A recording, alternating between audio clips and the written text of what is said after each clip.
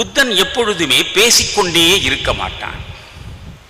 தன்னுடைய சீடர்களிடம் புத்தன் பேசிக்கொண்டே இருக்க மாட்டான். இப்பொழுது நான் இருக்கிறேன், நான் 1 மணி நேரம் பேசுகிறேன் என்று வைத்துக் கொள்ளுங்களேன். இந்த 1 மணி நேரமும் இங்கே அமர்ந்திருக்கக்கூடிய அனைவரும் கருத்தூன்றி என்னை பின்பற்றுகிறார்களா என்று கேட்டால் அதற்கு என்னால் பதில் சொல்ல முடியாது. சில பேர் இங்கே அமர்ந்தபடி அவருடைய சிந்தனை குதிரையின் மீது ஏறி அமர்ந்து எங்கேயோ சுற்றுலா செல்லலாம், இல்லையா?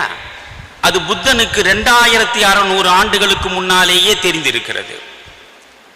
அதனால் புத்தன் எப்பொழுதும் சீடர்கள் முன்னால் பேசுகிற பொழுது திடீரென்று கேள்வி கணைகளை வீசுவான். எந்த நேரத்தில் எவனை கேள்வி கேட்பான் என்று யாருக்கும் புரியாததனால் அத்துணை பேரும் விழிப்புணர்வோடு அமர்ந்திருப்பார்கள்.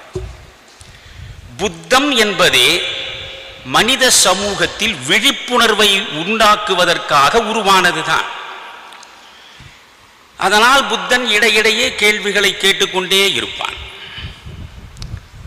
திடீரென்று ஒரு நாள் புத்தன் கேட்டான், சீடர்களே, நம்முடைய ஆயுள் எவ்வளவு சொல்லுங்கள் பார்க்கலாம். இந்த கேள்வியை புத்தன் கேட்ட பொழுது அவனுக்கு 80 வயது. உடனே ஒரு சீடன் எழுந்து நின்றான். ஒரு மனிதனின் ஆயுள் 80 வயது என்றான். எப்படி சொல்கிறாய்? நீங்களே 80 வயதில் என் கண் முன்னால் இருக்கிறீர்களே என்றான். இல்லை, நீ சொல்வது தவறு. அடுத்தவன் எழுந்தான். நீங்களும் அப்படித்தான் யோசிப்பீர்கள். ஒரு வகுப்பில் 80 என்று சொன்னால் 80 தவறு என்று ஆசிரியர் சொல்லிவிட்டால் 70ஆக இருக்குமோ? எதற்கும் சொல்லி பார்ப்போமே. 70 தவறு, 60 தவறு. ஒருவன் பக்கத்தில் உள்ள சீடனிடம் சொல்லிவிட்டு எழுந்தான். இப்பொழுது நான் சொல்வதை புத்தனால் மறுக்க முடியாது. சீடர்கள் அத்தனை பேரும் பார்த்தால் இவன் எழுந்தான். 50 என்றான். தவறு என்றான். சீடனுக்கு கோபம் வந்துவிட்டது. 50 வயதான எத்தனையோ மனிதர்களை அன்றாடம் நான் சமூக வீதியில் சந்திக்கிறேன். 50 வயது கூட ஒரு மனிதனின் ஆயுள் இல்லை என்று எப்படி நீங்கள் மறுக்கிறீர்கள் என்றான். புத்தன் சொன்னான், நீ 50 என்றாலும் தவறு, 40 என்றாலும் தவறு, 30 என்றாலும் கூட தவறு, 20 என்றாலும் தவறு, 10 என்றாலும் தவறு. சீடர்களுக்கு ஒன்றும் புரியவில்லை. இப்பொழுது உங்களுக்கே ஒன்றும் புரிந்திருக்காதே. உடனே சீடர்கள் அத்துணை பேரும் சேர்ந்து, 10 வயது கூடவா ஒரு மனிதனுக்கு ஆயுள் கிடையாது?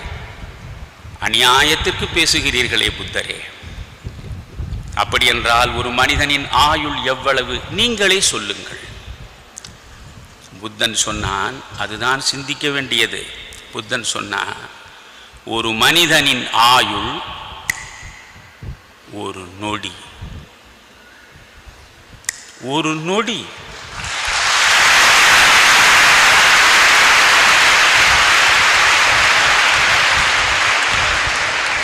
இங்கேதான் நாம் ஆழ சிந்திக்க வேண்டும், ஆழமாக சிந்திக்க வேண்டும். இந்த நொடிதான் நமக்கானது. அடுத்த நொடி என்பது நம் கையில் இல்லை. எதுவும் நடக்கும். Anything may happen at any time. அதனால்தான் புத்தனுடைய வாதத்திற்கு பெயர் க்ஷணிகவாதம். க்ஷணிகவாதம். இந்த நொடிதான் நமக்கானது. இந்த நொடியை நாம் தவறவிடக்கூடாது. நினைவில் வைத்துக் கொள்ளுங்கள். மகாபாரதத்தை நீங்கள் பிரித்தால் ஒரு அழகான காட்சி இருக்கிறது. எல்லாவற்றையும் இழந்துவிட்டு அஞ்ஞாதவாசம் செய்யக்கூடிய நிலைக்கு பாண்டவர்கள் ஆளானார்கள். அப்பொழுது ஒரு கிராமத்தில் அவர்கள் தங்கி இருக்கிறார்கள். தருமன் அந்த வீட்டினுடைய வாசலில் உட்கார்ந்து கொண்டிருக்கிறான். அந்த நேரம் ஒரு பிச்சைக்காரன் தருமனை பார்த்தான். தருமனிடம் வந்து நின்று, ஐயா பிச்சை என்றான். நன்றாக கேளுங்கள். ஐயா பிச்சை என்றான். உடனே தருமன் சொன்னான், நாளைக்கு வா, நிச்சயம் பிச்சை போடுகிறேன் என்றான். இதை பக்கத்திலே இருந்த பீமன் பார்த்தான், தருமனுடைய தம்பி.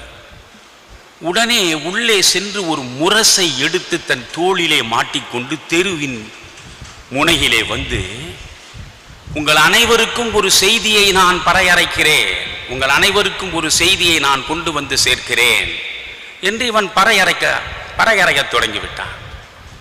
ஊரே கூடிவிட்டது. தருமன் பார்க்கிறான், என்ன இவனுக்கு திடீரென்று பைத்தியம் பிடித்து விட்டது, அனைவருக்கும் என்ன செய்தி சொல்ல போகிறான்? பீமன் சொல்கிறான், என் அண்ணன் தருமன் காலத்தை வென்று விட்டான், என் அண்ணன் தருமன் காலத்தை வென்று விட்டான் என்று இவன் பறையறைந்து கொண்டே இருந்தான். தருமன் அவன் கையை பிடித்து இழுத்து கொண்டு வீட்டு வாசலில் உட்காரச் செய்து, எதற்காக இப்படி சொல்கிறாய் என்றான். பீமன் கேட்டான், பிச்சைக்காரன் உன்னிடம் வந்து பிச்சை கேட்டான் இல்லையா? ஆமா. நீ என்ன சொன்னாய்? நாளைக்கு வர சொன்னேன். நாளை நீ இருப்பாய் என்பது நிச்சயமா? சரி, இந்த பிச்சைக்காரனே நாளையும் இருப்பான் என்பது நிச்சயமா? சரி, இந்த பிச்சைக்காரன் நாளைக்கும் பிச்சைக்காரனாகவே இருப்பான் என்பது நிச்சயமா? சரி, நீங்கள் 2 பேரும் நாளை சந்தித்தால் பிச்சை போடுகிற மனோபாவம் உனக்குள் இருக்கும் என்பதாவது நிச்சயமா? எதுவுமே நிச்சயம் இல்லையே. எதுவுமே நிச்சயம் இல்லாத போது நாளை வா பிச்சை போடுகிறேன் என்று சொன்னால் நீ காலத்தை வென்று விட்டவன் அல்லவா என்றான். மகாபாரதத்தில் அதை படிக்க வேண்டும். எனவே நாளை என்ற ஒன்றை நாம் முதலில் மறுதலித்து விட வேண்டும்.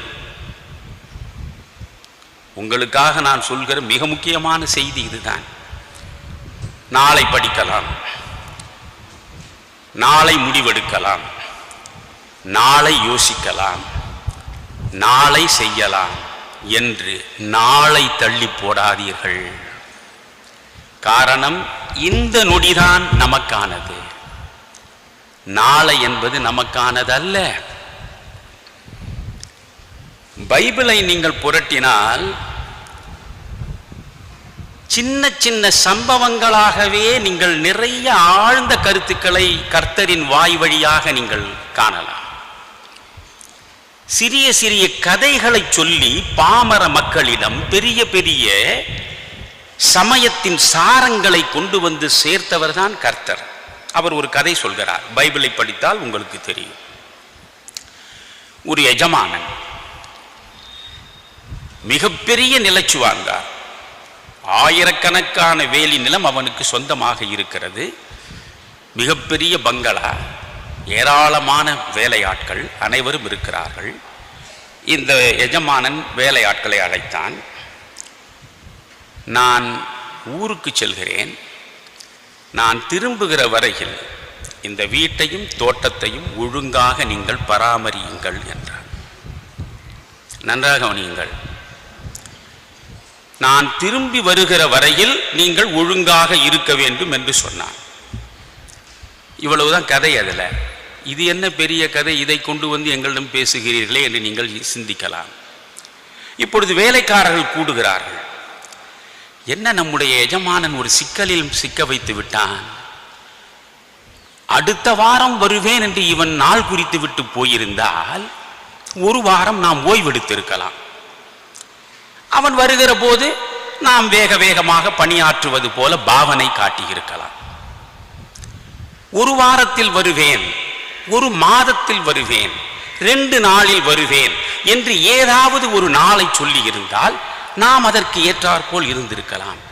ஆனால் இவன், நான் வரும் வரை நீங்கள் இதை பராமரியுங்கள், நான் எப்போது வேண்டுமானாலும் வருவேன் என்று சொல்லிவிட்டு போயிருக்கிறானே. கர்த்தர் இதை சொல்வதன் நோக்கம் என்ன தெரியுமா? உங்களுக்கும் எனக்கும் மரணம் சொல்லிவிட்டு வருவதில்லை. இந்த நாளில் வருகிறேன், இந்த வருடத்தில் வருகிறேன், இந்த நிமிடத்தில் வருகிறேன் என்று சொல்லிவிட்டு வருவதில்லை. மரணம் மனிதனிடம் எப்போது வேண்டுமானாலும் வரலாம். அதைத்தான் கர்த்தர் சொல்கிறார், நான் எப்போது வேண்டுமானாலும் வருவேன். எப்போது வேண்டுமானாலும் வரலாம். அதுதான் மனித வாழ்க்கை என்றால் நாம் இன்று இப்பொழுதே எதையும் செய்து முடிக்கக்கூடியவர்களாக இருக்க வேண்டும். மீண்டும் புத்தனிடமே வருகிறேன். புத்தனுக்கு 80 வயதாகிவிட்டது. மரணப்படுக்கையில் இருக்கிறான். இன்னும் சிறிது நேரத்தில் அவன் செத்து விடுவான் என்பது அவனுடைய அணுக்கச்சீடன் ஆனந்தனுக்கு தெரிகிறது. ஓ என்று ஆனந்தன் அழ ஆரம்பித்து விட்டான். 45 ஆண்டு காலம் புத்தனோடே பீகார், உத்தரப்பிரதேசம், மத்திய பிரதேசம் என்று இன்று இருக்கக்கூடிய அந்த மாநிலங்கள் முழுவதும் நடந்தவன். 45 ஆண்டுகள் புத்தனுடைய உறவினன், புத்தனுடைய அணுக்கச்சீடன் அவன். இப்பொழுது புத்தன் சாக போகிறான். ஆனந்தன் புத்தனை பார்த்து அழுகிறான். புத்தன் சொன்னான், ஆனந்தா, 45 ஆண்டுகள் என்னோடு இருந்திருக்கிறாய். இன்னமுமா வாழ்வு உனக்கு புரியவில்லை? பிறப்பு என்ற ஒன்று இருந்தால் இறப்பு என்பது நிச்சயம் வரும். அது தவிர்க்க முடியாதது. எந்த ஞானியாக இருந்தாலும் யாராக இருந்தாலும் இறந்துதான் தீர வேண்டும். இதற்கு அழுகிறாய் என்றான். உடனே ஆனந்தன் சொன்னான், புத்தனே, நான் உனக்காக அழவில்லை, எனக்காக அழுகிறேன் என்றான். உனக்காக நான் அழவில்லை, எனக்காக அழுகிறேன் என்றான். புத்தனுக்கு ஒன்றும் புரியவில்லை. நாம் சாக கிடக்கிறோம், நமக்காக இவன் அழவில்லை என்கிறான். பிறகு அவனுக்காக அழுவதாக சொல்கிறான். ஏன் உனக்காக அழுகிறாய் என்று கேட்டான். உடனே ஆனந்தன் சொன்னான், 45 ஆண்டுகள் உன்னோடு தொடர்ந்து நடந்தேன். எத்தனையோ இடங்களில் பல்லாயிரக்கணக்கான மக்களுக்கு நீ ஞானம் போதித்தாய். உன் பக்கத்தில் இருந்துதான் நான் கேட்டுக்கொண்டிருந்தேன். நீ உயிரோடு இருந்து வழங்கிய ஞானத்தை பெற முடியாத நான், நீ இறந்த பின்னாலா ஞானியாக போகிறேன்? இதை நினைக்கிற பொழுதே எனக்கு அழுகை வருகிறது என்றான். உடனே புத்தன் அவனை மெல்ல பக்கத்தில் அழைத்து சொன்னான், ஆனந்தனுக்கான செய்தி இல்லை, அது உங்களுக்கான செய்தி அல்ல, உலகம் முழுவதும் உள்ள மக்களுக்கான செய்தியை புத்தன் சாகிற பொழுது கடைசி வார்த்தையாக சொல்லிவிட்டு செத்தான். அதுதான் அவன் வாயை திறந்து சொன்ன கடைசி வாசகம். என்ன தெரியுமா? ஆனந்தா, இங்கே வா. நான் இருக்கும் பொழுது அடையாத ஞானத்தை நான் இறந்த பிறகும் அடைய முடியாது என்று தானே நினைக்கிறாய்? இங்கே வா. வந்தான். அப்போ திப்போ பவ என்று சொல்லிவிட்டு செத்து விட்டான். உங்களுக்கு ஏதாவது புரிந்ததா? அப்போ திப்போ பவ. புத்தன் பாலி மொழியில் பேசியவன். பாலி மொழியில் அப்போ திப்போ பவ என்றால் என்ன பொருள் தெரியுமா? உனக்கு நீயே அடைக்கலம், உனக்கு நீயே சரணாலயம், உனக்கு நீயே புகலிடம். உனக்கு வேறு சரணாலயம் கிடையாது, வேறு அடைக்கலம் கிடையாது, வேறு புகலிடம் கிடையாது. உனக்கு நீதான். பகவத்கீதையில் அற்புதமான ஒரு வரி உண்டு. பகவான் கிருஷ்ணன் சொல்வது, உத்தரே தாத்மனாத்மானம். இதையெல்லாம் இந்த காதில் வாங்கி இந்த காதில் விடக்கூடாது, மனதுக்குள் எழுதி வைக்க வேண்டும். இப்பொழுது நான் நகைச்சுவையாக 4 விஷயங்களை பேசினேன் என்று வைத்துக் கொள்ளுங்கள். ஆரவாரமாக கேட்பீர்கள், அதனால் ஒரு பயனும் கிடையாது. ஆனால் நான் சொல்லக்கூடிய செய்திகளை நீங்கள் சிந்திக்க தொடங்கிவிட்டால் வாழ்க்கை முழுவதும் உங்களுக்கு வழிகாட்டும். உத்தரே தாத்மனாத்மானம் என்றால் என்ன பொருள் தெரியுமா? தன்னை கொண்டுதான் தான் உயர முடியும். தன்னை கொண்டுதான் தான் உயர வேண்டும். நான் ஒரு ஏழை தாய்க்கு மகனாக பிறந்தவன் தான். என்னுடைய தாயின் பெயர் பட்டம்மாள். பட்டம்மாள் என்று எழுத தெரியாது, கை நாட்டு பேர் வழிதான் என் தாய். என்னுடைய தந்தை 10ஆம் வகுப்பு வரை மட்டும்தான் படித்தவர். இவர்களுக்குத்தான் நான் மகனாக பிறந்தேன். இன்றைக்கு உலகம் முழுவதும் நான் சென்று சேர்ந்திருக்கிறேன். யாராக? உத்தரே தாத்மனாத்மானம். தன்னை கொண்டு தான் உயர வேண்டும் என்கிற எண்ணம் முதலில் வர வேண்டும்.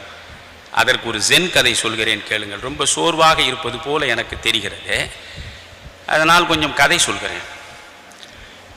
ஒரு ஜென் கதை. ஜென் கதைகள் என்றால் என்னவென்று உங்களுக்கு தெரியுமா? குறைந்தது ஜென் என்றாவது கேள்விப்பட்டிருக்கிறீர்களா? ஒரு வரியில் ஒரு ஜென் ஸ்டோரி இருக்கும். நீங்கள் ஆனந்த விகடன் குமுதத்தில் படிக்கிற கதை மாதிரி அல்ல. ஒரு கதை அதிகபட்சம் ஒரு பக்கத்திற்குள்ளேயே முடிந்துவிடும். ஒரு பக்கத்திற்குள்ளே ஒரு கதை இருக்கும். அந்த ஒரு கதை படித்தால் அதில் உங்களுக்கு வாழ்க்கை முழுவதும் வழிகாட்டுகிற ஒரு செய்தி இருக்கும். நீங்கள் ஜென் ஸ்டோரிஸ் என்று கதை புத்தகம் இருக்கும், அதில் ஒரு கதையை நீங்கள் பார்த்தால் ஒற்றை வரி தான் இருக்கும். ஒரே ஒரு வரி, ஒரு வரி கதை. இப்பொழுது எத்தனையோ ஒரு வரி கதைகளை நீங்கள் வார இதழில் பார்க்கிறீர்கள் அல்லவா? ஜென் ஸ்டோரிஸில் ஒரு வரி கதை. அது என்ன ஒரு வரி கதை என்று நான் படித்து பார்த்தேன்.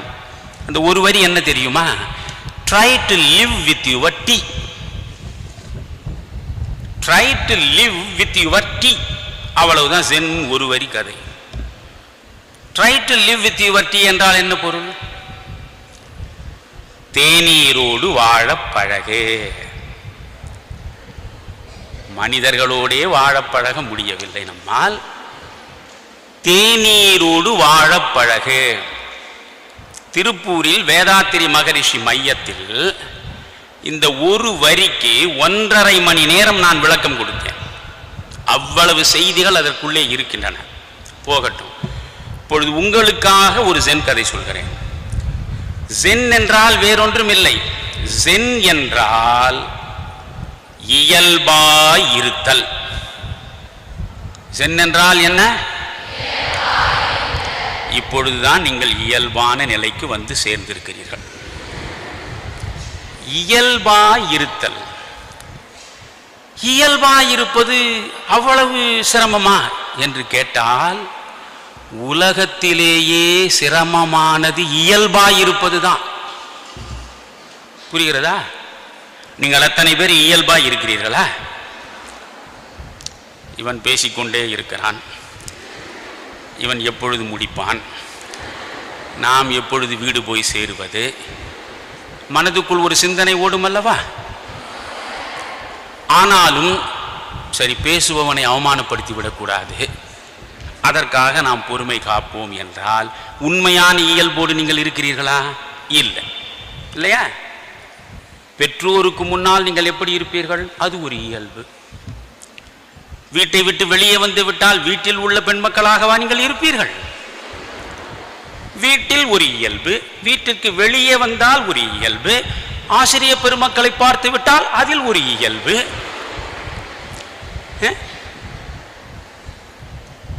அதிகாரியை பார்த்தால் அது ஒரு இயல்பு. இப்படி ஒவ்வொரு இடத்திற்கு ஏற்றாற்போல் நாம் நம்முடைய சொந்த முகத்தை மறைத்து அந்தந்த இடத்திற்கு பொருத்தமான முகமூடிகளை அணிந்து கொண்டே உலவிக் கொண்டிருக்கிறோம். இப்படி முகமூடிகளை இடத்திற்கு ஏற்றாற்போல் அணிந்து அணிந்து அணிந்து நாம் அனைவருமே சொந்த முகங்களை இழந்து விட்டோம். நமக்கு சொந்த முகங்களே கிடையாது. ஒன்று சொல்கிறேன், கவனத்தில் வைத்துக் கொள்ளுங்கள். எத்தனை முகமூடிகளை உங்கள் முகங்களில் அணிந்து கொள்கிறீர்களோ அந்த அளவுக்கு உங்கள் வாழ்வு சிக்கலாகிவிடும், வாழ்வே போராட்டமாகிவிடும். எல்லா முகமூடிகளையும் கழற்றி எறிந்துவிட்டு இயல்பாக இருந்து பாருங்கள் கடைசி வரை. இதுதான் நான், இதுதான் நான். இயல்பாக இருந்து பாருங்கள், ஒரு சிக்கலும் உங்களுக்கு கிடையாது. அதை சொல்வதுதான் ஜென். ஜென் என்றால் இயல்பாக இருக்கும். இப்பொழுது உங்களுக்கு உங்கள் வாழ்க்கை முழுவதும் தேவைப்படுவதற்கு சொல்வதென்றால் சொல்லிக்கொண்டே போகலாம், நீளச் சொல்வதனால் பயன் இல்லை. 2 ஜென் கதையை 10 நிமிடத்தில் சொல்லிவிடுவேன். இந்த 2 ஜென் கதையையும் கடைசி வரை நீங்கள் கவனத்தில் வைத்திருந்தால் உங்கள் வாழ்வில் வரக்கூடிய வெற்றியை தடுப்பதற்கு உலகத்தில் எந்த சக்தியாலும் முடியாது. சத்தியமிட்டு சொல்கிறேன், எழுதி கொடுக்கிறேன். இந்த 2 கதைகளை கதைகளாக நினைக்காதீர்கள், வாழ்வியல் உண்மைகளாக நினைத்து உள்ளே கொண்டு போய் வைத்துக் கொள்ளுங்கள். முதல் கதை, இந்த ஜென் உட்கார்ந்து கொண்டிருந்தார். உங்களைப் போல் சீடர்களுக்கு முன்னால் ஜென் பேசிக் கொண்டிருந்தார். அவருடைய புகழ் உலகம் முழுவதும் பரவி இருந்தது. எப்படியாவது இவரிடம் நாமும் சீடனாக சென்று சேர்ந்து ஒரு ஜென் ஆகிவிட வேண்டும் என்று ஒரு இளைஞன் யோசித்தான். ரொம்ப சிரமங்களுக்கு இடையே வெகு தூரம் பயணித்து அவர் முன்னால் வந்தான். அவன் வந்த நேரம் அவர் பேசிக்கொண்டிருக்கிறார். இவன் அந்த பக்கத்திலே வந்து நின்றான். கொஞ்ச நேரம் பார்த்தான். அவர் என்னை போல் பேசிக்கொண்டே இருக்கிறார், விடுவதாக இல்லை பேச்சை. உடனே இவன், ஐயா, உங்களிடம் யோகம் பயில்வதற்கு வந்திருக்கிறேன், உங்களைப் போல் ஒரு ஜென்னாக வேண்டும் என்பதற்காக வந்திருக்கிறேன், மெல்ல சொன்னான். அவர் காதில் விழவில்லை. அவர் பேசிக்கொண்டே இருந்தார். இவன் யோசித்தான், நாம் சொல்வது இந்த ஜென் காதில் விழவில்லை போல் இருக்கிறது. கொஞ்சம் குரலை உயர்த்தினான். ஐயா, உங்களைப் போல் ஒரு ஜென்னாக வேண்டும் என்பதற்காக நீண்ட தூரம் பயணம் செய்து உங்களிடம் வந்திருக்கிறேன். அப்பொழுதும் அவர் திரும்பி பார்க்கவில்லை, பேசிக்கொண்டே இருந்தார். சரி, இதுவும் இவர் காதில் விழவில்லை போல் இருக்கிறது. ரொம்ப உரத்த குரல், ஐயா,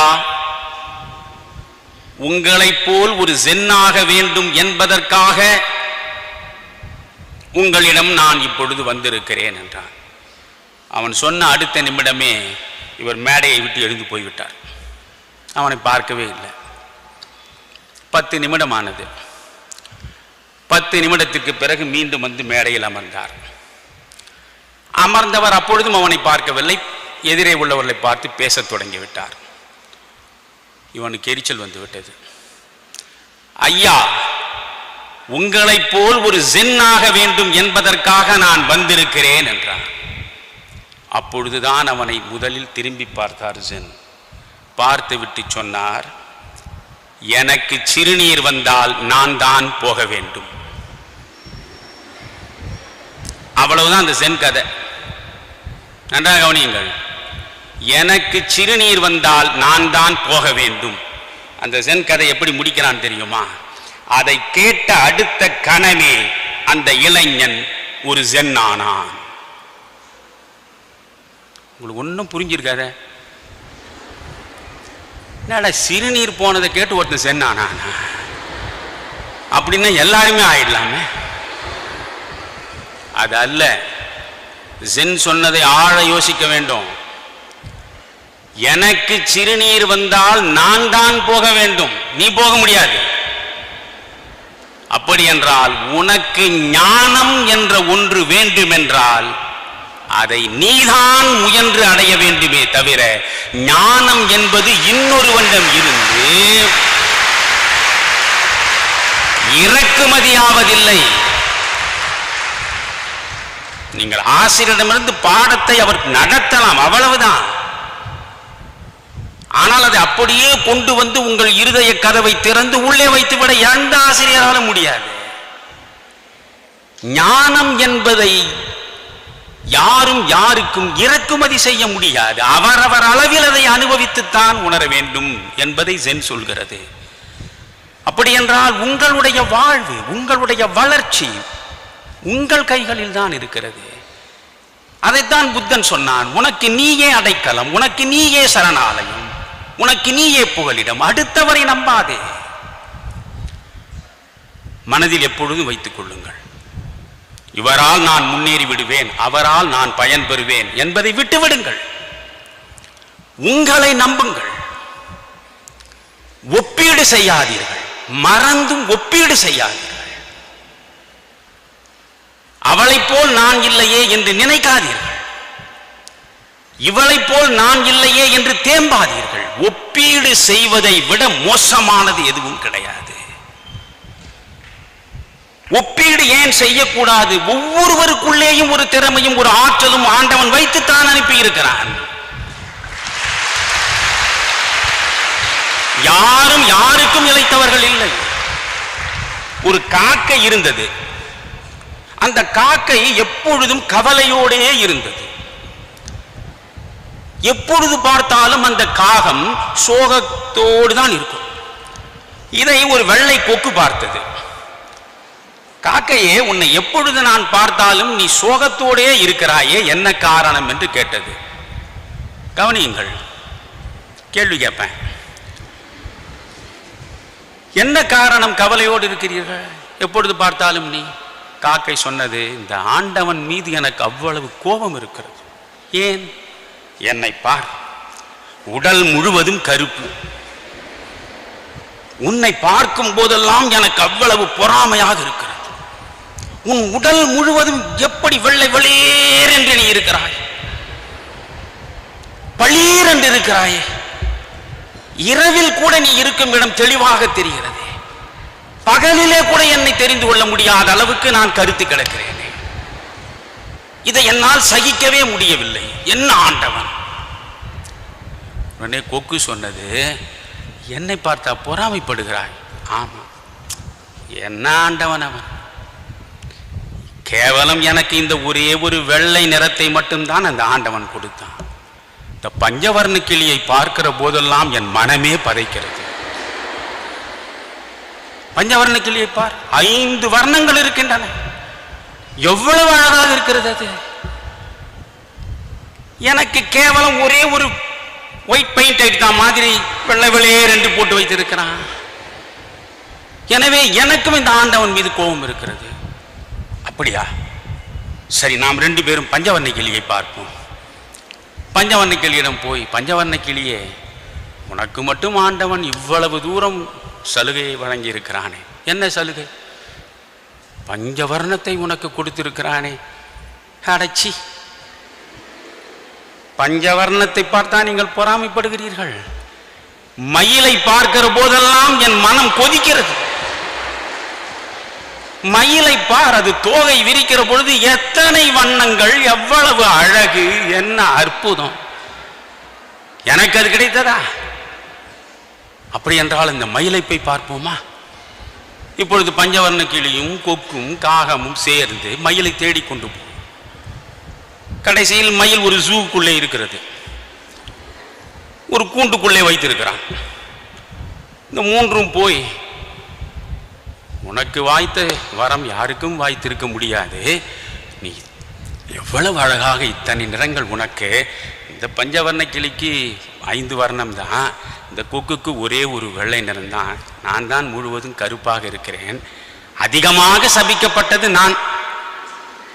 என்னை விட கொஞ்சம் வரம் அதற்கு, அதை விட கொஞ்சம் வரம் அதற்கு, ஆனால் எல்லா வரமும் உனக்கு என்று.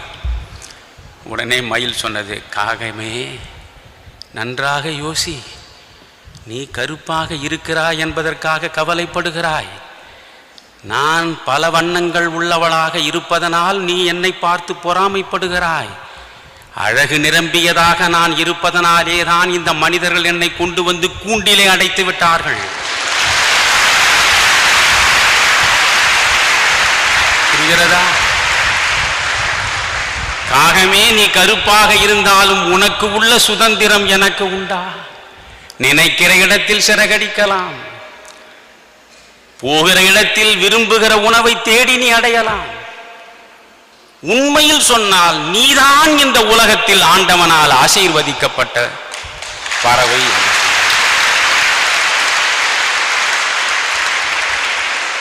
ஒப்பீடு செய்யாதீர்கள். Don't compare yourself with others. மற்றவர்களோடு ஒப்பீடு செய்யாதீர்கள், ஆனால் ஒப்பீடு செய்யுங்கள். என்னடா இவன் ஒப்பீடு செய்யாதீர்கள் என்கிறான், பிறகு ஒப்பீடு செய் என்கிறான். ஒப்பீடு செய்யுங்கள். ஒப்பீடு செய்தால்தான் முன்னேறுவீர்கள். எப்படி தெரியுமா? அடுத்தவரோடு ஒப்பீடு செய்தால் உங்களுக்குள் பொறாமை வரும், வெறுப்பு வரும். ஆனால் உங்களை உங்களோடு ஒப்பீடு செய்து பார்த்தால் உங்களுக்குள்ளே வளர்ச்சி வரும்.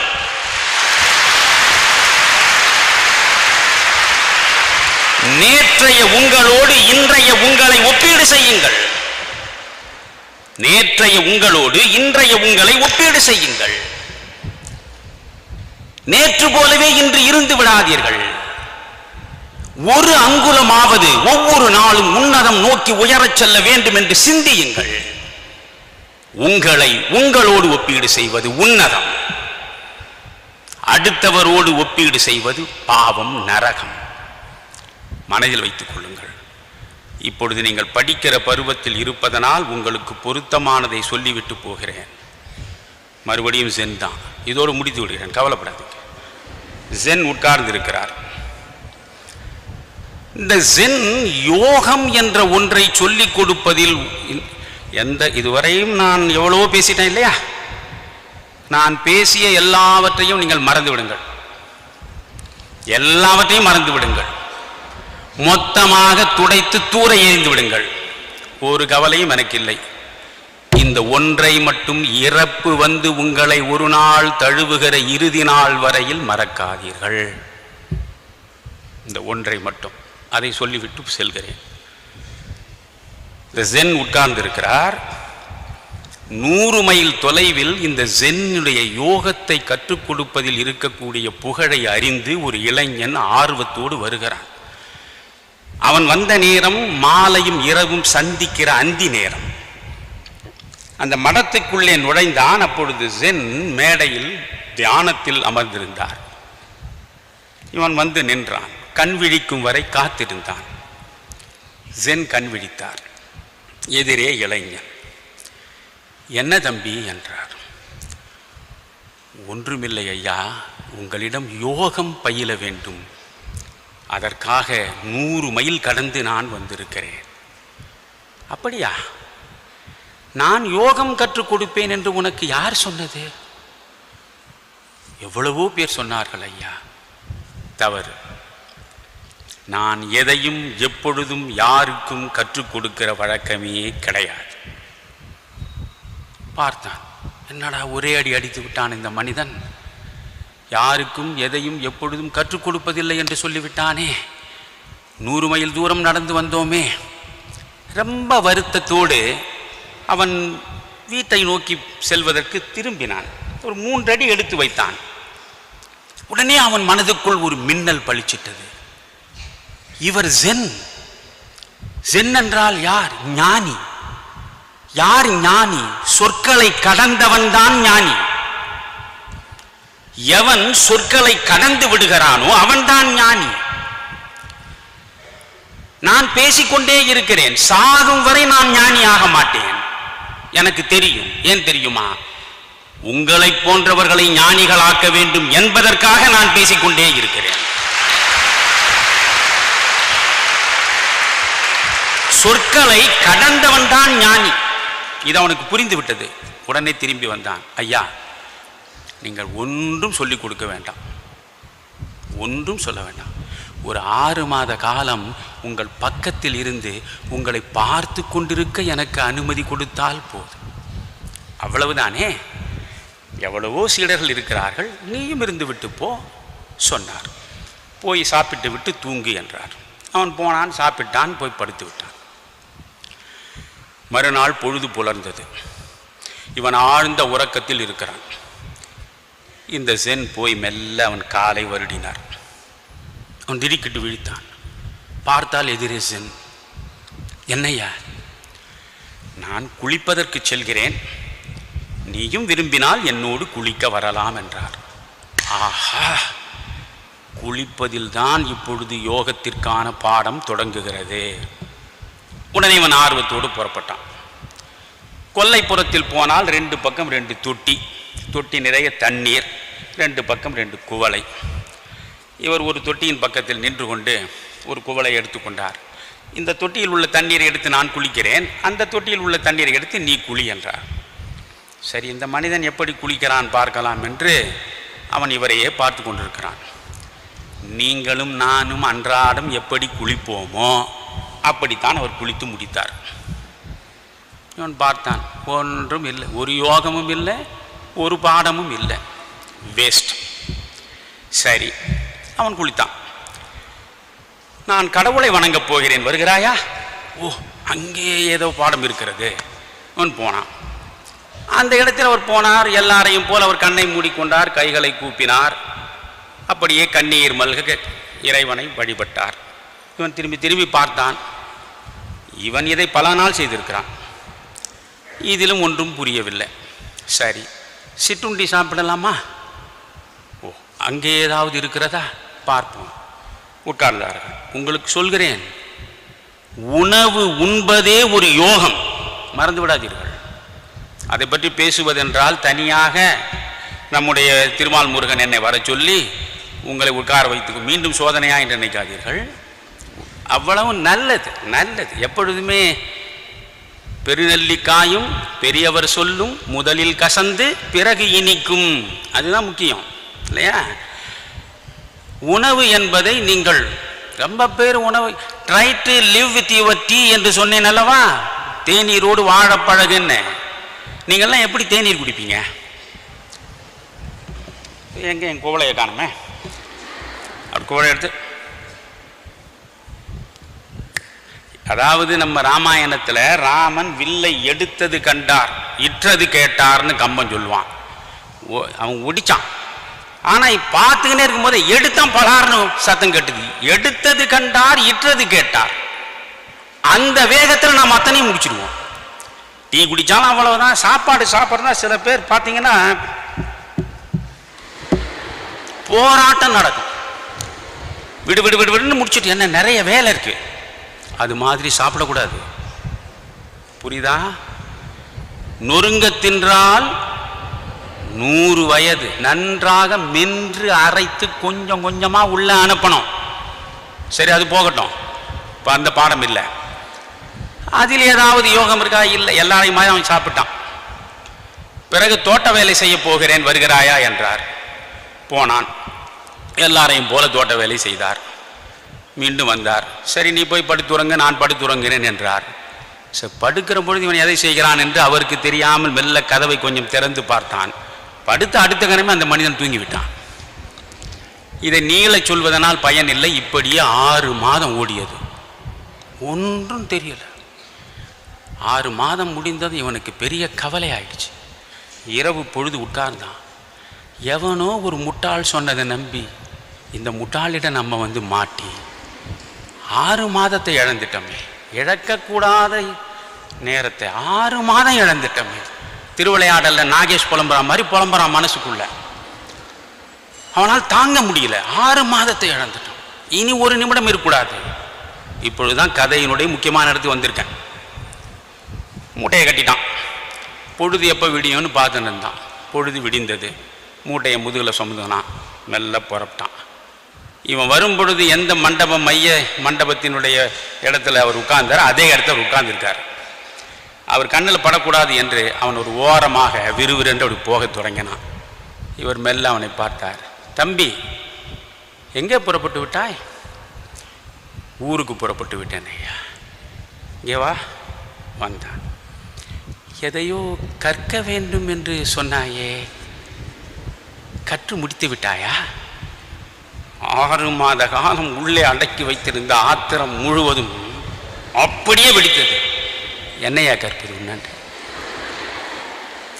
உன்னிடம் கற்பதற்கு என்னையா இருக்கு?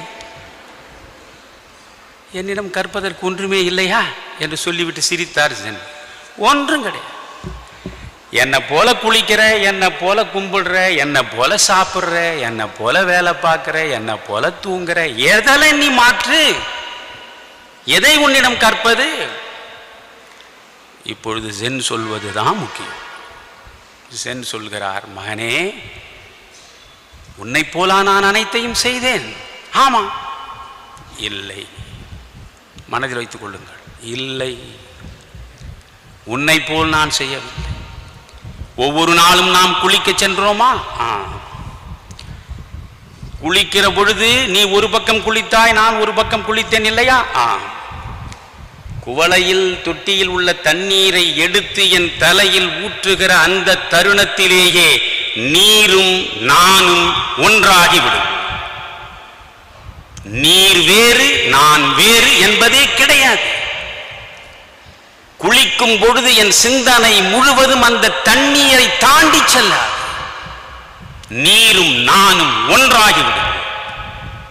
ஒரு நாளாவது நீ குளிக்கிற பொழுது தண்ணீரும் நீயும் ஒன்றானதுண்டா? எந்த சிந்தனையும் வராமல் இருந்ததுண்டா? இல்லையே, எனக்கு 1000 சிந்தனை வரும். சிந்தித்தபடிதான் குளிப்பேன். நீயும் நானும் ஒன்றா? கடவுளை வணங்குகிற பொழுது கடவுளும் நானும் ஒன்றாகி விடுவோம். கடவுளை தவிர வேறு எந்த சிந்தனையும் எனக்குள்ளே இருக்காது. கடவுளை கைகூப்பி நீ வணங்குகிற பொழுது உனக்கு வேறு சிந்தனை வராதா? வரும். உண்ணுகிற பொழுது உணவும் நானும் ஒன்றாகி விடுவோம். உண்ணும் நேரத்தில் எந்த சிந்தனையும், எதை பற்றியும் எந்த கவலையும் எனக்குள்ளே வராது. அப்படி நீ உண்டிருக்கிறாயா? இல்லை. தோட்ட வேலை செய்கிற பொழுது வேலையும் நானும் ஒன்றாகும். அந்த நேரத்தில் வேலையை தவிர வேறு எதிலும் என் சிந்தனை செல்லாது. நீ அப்படியா? இல்லை, எத்தனையோ சிந்தனை வரும். உறங்குகிற பொழுது எனக்கு கனவே வராது தெரியுமா? ஏன் ஐயா? உறக்கமும் நானும் ஒன்றாகிவிடும். இப்பொழுது உனக்கு சொல்கிறேன், கேள். உங்களுக்கும் சொல்கிறேன். யோகம் கற்க வேண்டும் என்று வந்தாயே, எது யோகம் தெரியுமா? எந்த நேரத்தில் எதை செய்கிறாயோ சிந்தனை முழுவதும் அதிலேயே சேர்ந்து அந்த வேலையில் செய்கிற பொழுது அதுவும் நீயும் ஒன்றாகி விடுவதற்கு பெயர்தானடா யோகம். எந்த நேரத்தில் எதை செய்கிறீர்களோ அதுவாகவே மாறிவிடுவதுதான் யோகம். இந்த நேரம் நீங்கள் படிக்க வந்திருக்கிறீர்கள். இந்த நேரம் என்பது படிப்புக்கானது. இந்த படிப்பும் நீங்களும் ஒன்றாகிவிட வேண்டும். வேறெந்த சிந்தனைக்கும் உங்கள் இருதயத்தில் இடம் இருக்கலாம். இந்த படிப்பும் நீங்களும் ஒன்றாகிவிட்டால் உங்களுடைய வெற்றியை யார் தடுக்க முடியும்? யார் தடுக்க முடியும்? எனவே இன்று முதல் நீங்கள் யோசியுங்கள். இது வெறும் படிப்புக்கு மட்டுமல்ல, வாழ்க்கை முழுவதும் ஒன்றை செய்கிற பொழுது உள்ளம் தோய்ந்து வேறு எந்த நினைவுக்கும் இடம் தராமல் அதிலேயே நீங்கள் மூழ்கிவிட்டால் உங்களுக்கு வெற்றி நிச்சயம். நன்றி, வணக்கம்.